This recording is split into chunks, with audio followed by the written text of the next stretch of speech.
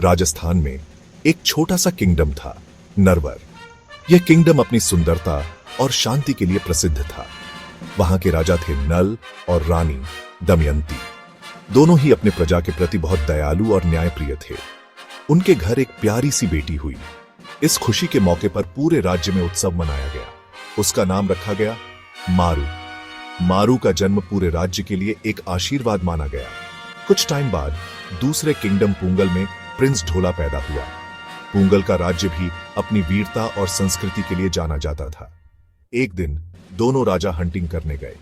यह hunting trip उनके लिए एक महत्वपूर्ण मोड़ साबित हुआ। जंगल में उनकी मीटिंग हुई।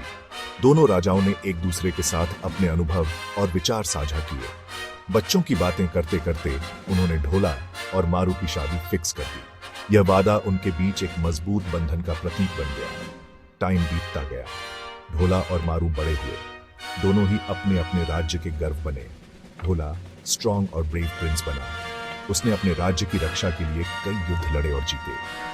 मारू ब्यूटीफुल और गुड क्वालिटीज वाली थी। उसकी सुंदरता और गुणों की चर्चा दूर दूर तक फैली हुई थी। दोनों का बचपन का वादा अब उनके भविष्य का आधार बनने वाला था। ढोला को अपने बचपन के प्रॉमिस याद नहीं था। बचपन में किए गए वादे अक्सर समय के साथ धुंधले पड़ जाते हैं। ढोला भी अपने बचपन की उन यादों को भूल चुका था जो कभी उसके दिल के करीब थीं। उसकी शादी एक ब्यूटीफुल प्रिंसेस मलवनी से हो गई। मलवनी एक राजसी परिवार की बेटी थी और उनकी शादी बहुत धूमधाम से हुई थी। ढोला और मलवनी की जोड़ी को सभी ने सराहा। मारू अपने प्रॉमिस का वेट करती रही। उसने ढोला से किए गए वादे को कभी नहीं भुलाया। हर दिन हर रात वह ढोला के लौटने की उम्मीद में जीती रही। वो दिन रात ढोला को याद करती और अपनी किस्मत को बुरा भला कहती। उसकी आंखों में आंसू और दिल में दर्द था। उसने अपने भाग्य को कोसा और सोचा कि क्यों उसकी किस्मत इतनी क्रूर है। पर मारू ने हिम्मत नहीं हारी। उसने अपने दिल में उम्मीद की एक किरण जलाई रखी। वह जानती थी कि एक दिन ढोला जरूर लौटेगा। उसने सोचा कि वो किसी तरह ढोला को अपने प्यार का मैसेज भेजेगी। उसने एक पत्र लिखा और उसे एक कबूतर के माध्यम से भेजने का निर्णय लिया। वह जानती थी कि उसका संदेश ढोला तक जरूर पहुंचेगा। मारू ने एक प्लान बनाया। उसने सोचा कि कैसे अपने दिल की बात ढोला तक पहुंचाई जाए। उसने अपनी प्यारी ऊंटनी को ढोला के पास भेजा। ऊंटनी को उसने एक खास संदेश के साथ रवाना किया। ऊंटनी के नेक में उसने एक मैसेज बांधा। यह मैसेज बहुत महत्वपूर्ण था क्योंकि इसमें मारू के दिल की बात थी।